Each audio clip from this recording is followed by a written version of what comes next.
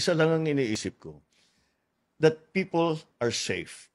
Now, it's like Caesar's wife. You're not just safe. It's not sufficient that you are safe. You must feel safe. Even if the statistics are telling you crime rate is down, drug seizures are up, that's not enough. People should feel comfortable to walk in the night around their neighborhood, that they can send their child to the sari-sari store. Yun ang kailangan.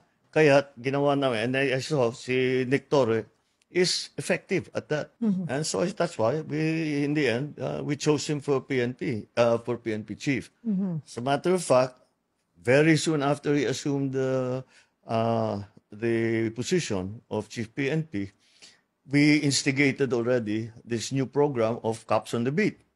And nararamdaman na kagad. That's the only way to regain the trust. And that's the only way that people will feel safe. Well, whatever, kahit anong mangyari dito, si patrolman ganyan-ganyan, nandyan lang yan. Isang tawag lang, tatakbo na rito yan.